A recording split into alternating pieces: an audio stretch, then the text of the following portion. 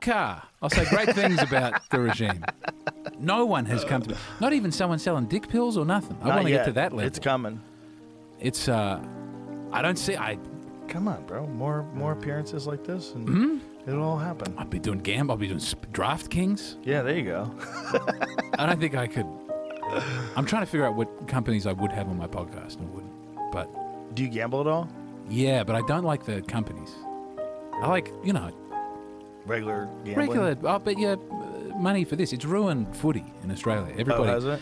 I think I will be right on this. Australia's the highest per capita gambling losses in the world. Wow. And we beat Singapore. We shouldn't be beating the Asian countries. Asians should have gambling down pat. Is that because you don't have freedom in any other place, so you went crazy? I think so. I think everything is so safe that it's like I've got to lose everything on this. You go crazy on that one thing.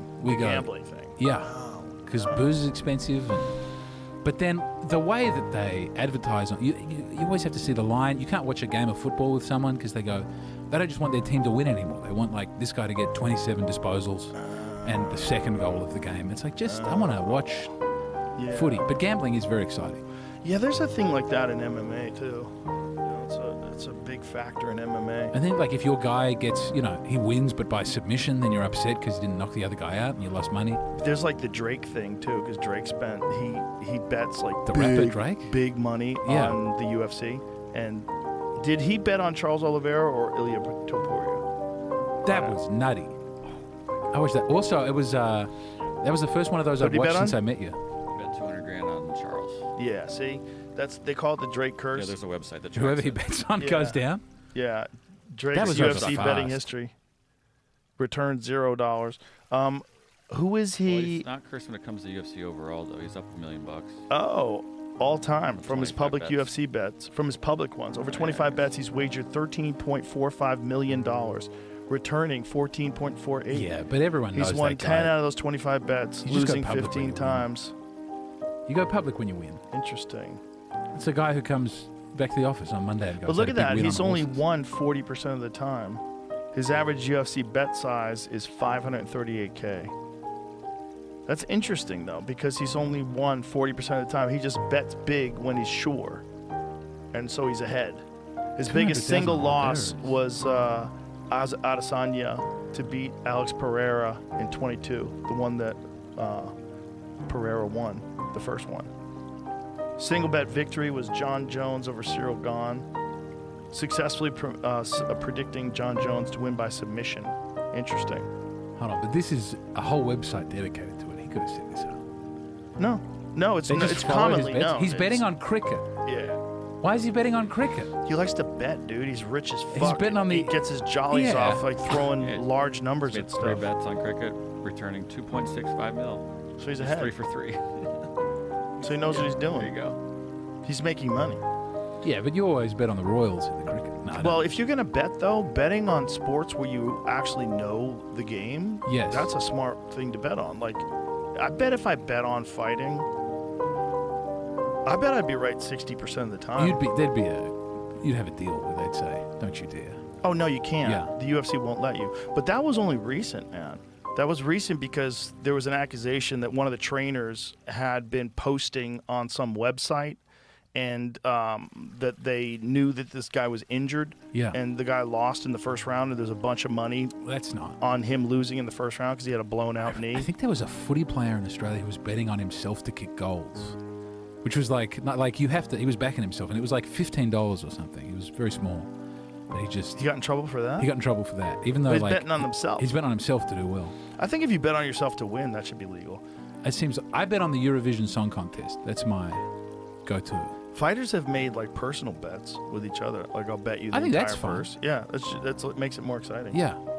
But there's definitely room for, if there's room for someone to throw it, that's an issue. That is an issue. That's an issue with fights. Eurovision is a good bet. If you found out that a fighter bet against himself, like, oh, God. Or if the trainer bet against the fighter, which has happened before. That has happened before. It was like anonymous back in the day, like in the old boxing days. Like, people could throw fights and, that shit happened all the time. Was it on the waterfront? That's why. Yep. Marlon Brando. Yeah. That also, that has 100% happened in MMA, especially in Japan. In Japan, in the early days, there was a lot of fixed fights. And you can kind of tell some of them. You watch them, you're like, oh my God, it's fixed. But it was be like, because a lot of the Japanese stars originally in Pride came from the world of pro wrestling, Yes. where they had determined outcomes. Yeah. And so some of these guys were stars, and there's a few fights that they had as stars where it was a fixed fight. But like that Logan Paul, Mike Tyson fight, Yeah.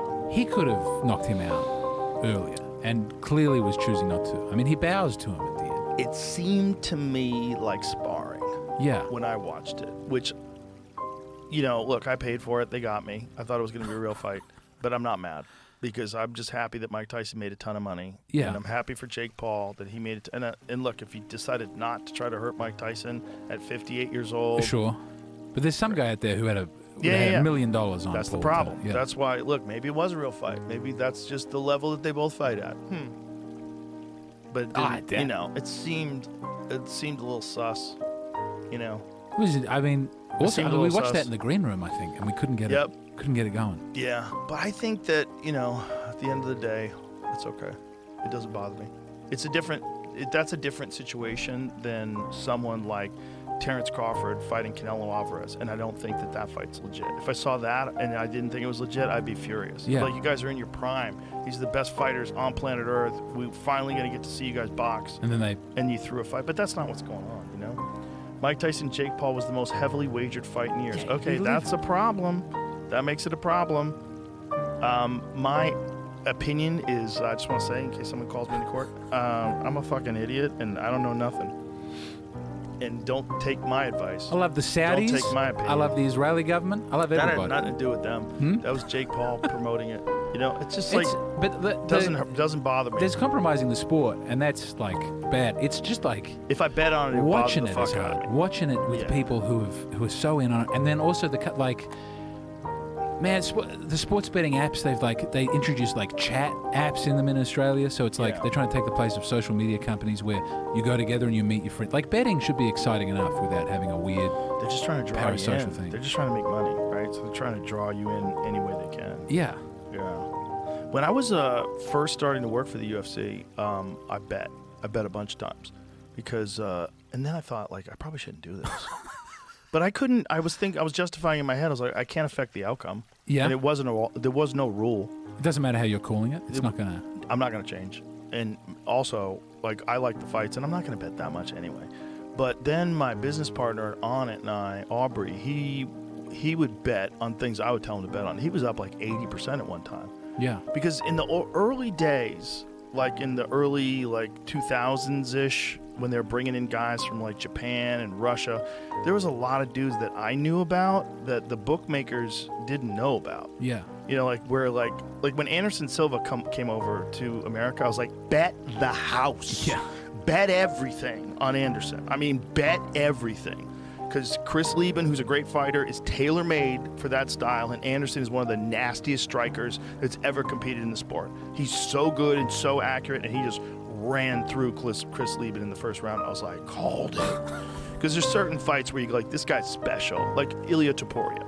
Like, if Ilia Topuria is fighting a regular guy, like, bet the house on the Spaniard. Bet the house. Like, that guy's special. There's like when Alex Pereira first came to the UFC, I was telling everybody, bet the house on the Brazilian. I'm like, if he touches you, you go into orbit. Yeah. Like, he's just different. This is a different guy. And you just have to know about that before the bookies. Yeah. And then you can. Yeah, but people knew about Pereira sort of, but they didn't have a lot of evidence of him being that good in MMA. They had one fight in the LFA. There was another fight before that where he lost by submission. I think maybe he had one other win.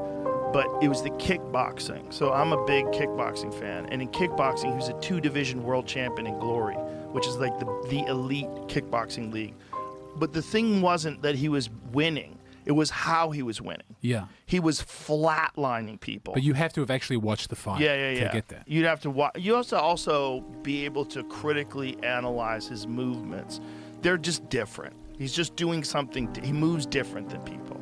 And the way when he hits guys, it's like, holy shit, man. Yeah. They can all knock each other out. They're all elite fighters. I mean, I watched that Oliveira fight, and so we were with Nate's team in San Jose. Someone says, this man's the man who knocked him out. He's like, his punch is incredible. No one knows this. Like, they were all saying like, this is an easy, and Oliveira's going to lose because of this man's. And then when he hits him in the head, you go, because he knocks him out on the first punch, and then catches him on the second and hits him twice after that. But it's like, if you I don't know about fighting, and then watching that, I couldn't believe he was knocked out from. It didn't look like it should have had that impact. Oh, it should, for sure. Yeah, when you watch the punch being delivered in slow motion, it looks everything like a knockout punch. He throws his punches with so much conviction.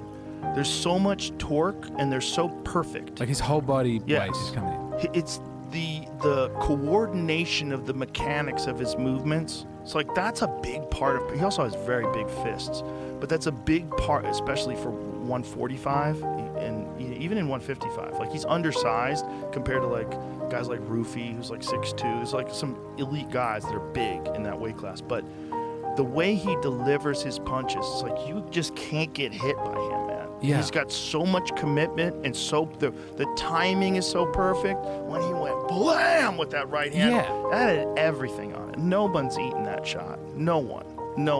He's got what Firas Zahabi likes to call the touch of death. It's the perfect name for it. It's because like he hits guys, they're just done, man. They're done.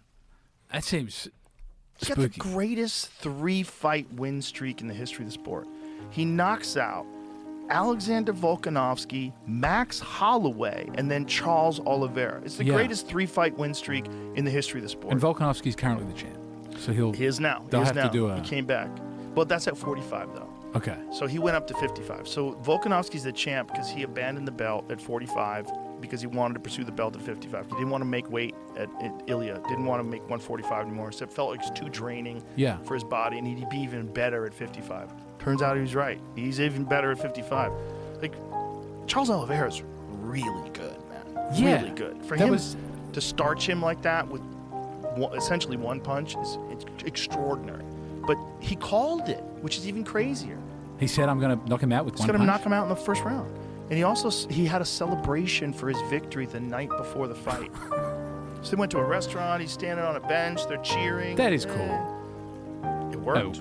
I mean, listen, if you're that good. And he's going to fight the Scouser? The Scouser kept saying, Scouser kept going, I want him. And then Nate's team were going like, he thinks he wants him. He doesn't. It'll probably happen eventually because they hate each other, and it'll be very marketable. I don't know if it's going to happen next. This is my first year of following it. I'm starting to. My brother watches it a lot. There's a lot of really good guys at 155, though. If you wanted to do it according to like who deserves the shot, it would be, in my mind, it would be either Justin Gaethje, who is a very compelling argument for deserving the shot. He was the interim champion, beat the shit. He essentially like changed the progression of Tony Ferguson's career. Like that one, just by knocking him out, just beat him down, man. Yeah. It was a brutal fight. And then, I mean, he's got so many victories. He just beat Fiziev again after getting knocked out by Holloway. He's one of the best. And, he's fought for the title before. He fought Khabib. Like, he's fucking really good, man. But what would stop him? And he's a big star, and he also deserves it. The other guy would be Arman Tsarukyan. Arman Tsarukyan was supposed to fight Islam for the title, but got a back injury, supposedly because of the weight cut. He had a particularly brutal weight cut, and his back locked up to the point where he couldn't even fucking move.